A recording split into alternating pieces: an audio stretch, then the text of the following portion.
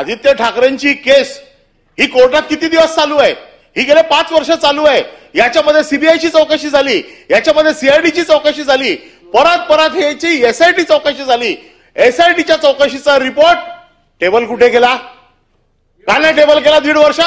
ज्या एसआयटीचे अधिकारी आहेत त्यांच्यावरती कारवाई करा की त्यांनी 1.5 वर्षामध्ये टेबल केला नाही रिपोर्ट म्हणून.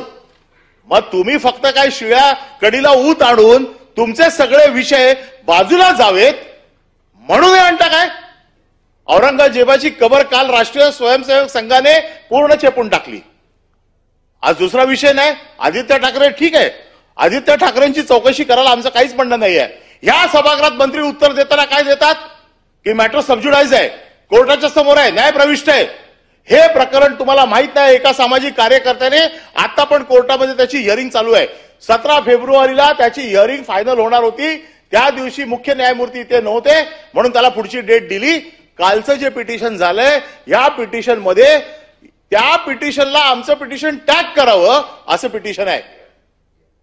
कॉपी पेस्ट पिटिशन आहे. हे कोण करते? आम्हाला न कळलं एवढे आम्ही मूर्ख आहोत का? हे काय चाललंय आम्हाला कळत नाही का? आणि कोर्टात देईल ना काय निर्णय द्यायचा ते?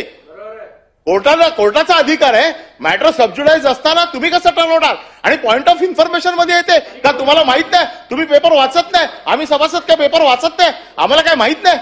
पॉइंट ऑफ इन्फॉर्मेशन कुठला येतो? ज्यावेळेला सभागृहाला एखादी गोष्ट माहित नसते, बाहेर काहीतरी असं होतं की सभागृहाला सावध करणं गरजेचं असतं. सभापती महोदय, तुम्ही देखील या सगळ्या गोष्टी मान्य करताना हे सगळं नियमाप्रमाणे केलं पाहिजे असं आमचं म्हणणं आहे. आणि म्हणून आदित्य ठाकरेंच्या वरती आज ज्यांनी प्रस्ताव आणलाय त्यांचं एकच ट्विट मी वाचून दाखवतो. त्यावेळेचं ट्विट त्यांचं काय? डॉक्टर मनीषा कायंदे त्यांनी ट्विट केलंय. त्यावेळेला सीबीआयचा रिपोर्ट आला. सीबीआयने ज्यावेळेला क्लीन चिट दिली त्यावेळेला सत्य परेशान हो सकता है, पराजित नाही याची प्रचिती देशवासियांना आलेली आहे. दिशा सालियनचा मृत्यू अपघाताने झाला असल्याची सीबीआयच्या अहवालात उघड झाले आहे. पण भाजप आणि राणे गँगने त्याचा बादरायण संबंध जोडून थैथयाट केला. आरोप करणाऱ्यांनी आता नाक घासून आदित्य ठाकरे यांची माफी मागावी. पुढे गेल्या ह्या मनीषा कायंदे सरड्यापेक्षा फास्ट रंग बदलला. अरे सरड्याला लाज वाटली? सरड्यापेक्षा फास्ट रंग बदलला का? तर आता उपसभापतीच्या पोस्टवरती लक्ष आहे. आता आहे ना? सत्य का? नाकारलं का? नाही नाकारलं का? हे नाकारलं का सांगा मला? हे ट्विट नाकारलं का? नाही ना, महिलांचा अपमान नाही. हे महिलांनी केलेलं आहे. हे आता त्यांचं उपसभापतीकडे लक्ष लागलंय, त्या खुर्चीकडे लक्ष लागलंय. वरिष्ठांना खुश करायचंय. वरिष्ठांना खुश करण्यासाठी अशा प्रकारचे आरोप करायचे. अरे सरडा पण लाजला. सरडा सकाळी माझ्या घरासमोर चालला होता, पळाला.